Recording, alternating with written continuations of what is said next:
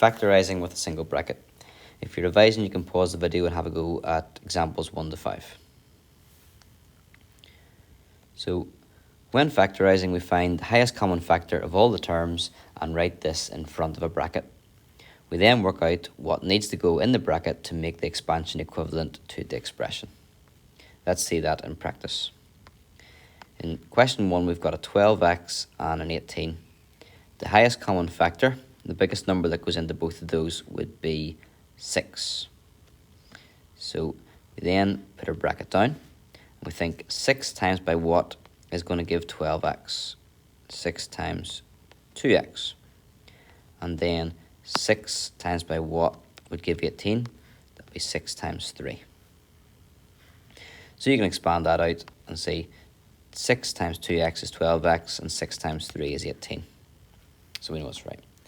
Another way to think of it is, once you've got the highest common factor, you can divide these two terms by the 6, and that will get you what goes inside the bracket. Example 2, our highest common factor here is just 3, is the only thing that's common. So we bring out 3.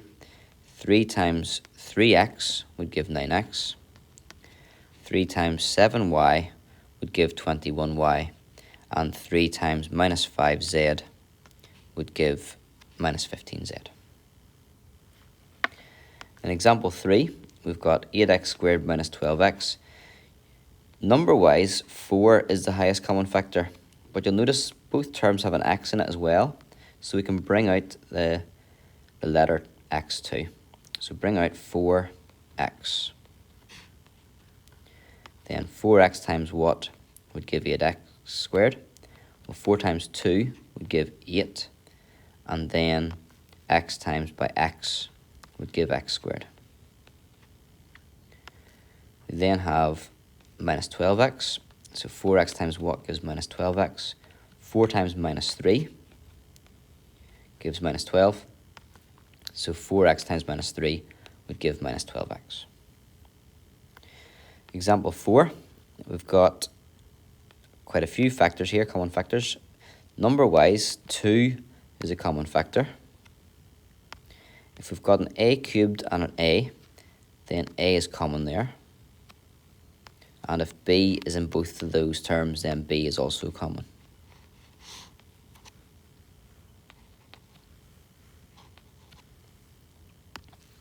So, how do we get from 2ab to 4a cubed b?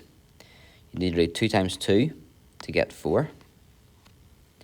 To get from a to a cubed, we'd need to multiply by a and by a again. So we'd need to multiply by a squared. And then to get from b to b, well, we already have that, so we don't need to put anything else extra in there. Then how do we get from 2ab to 18ab? Well, we just need to multiply that by 9, because the a and the b are already there. Just scale it up times by 9, and that will get 18ab. And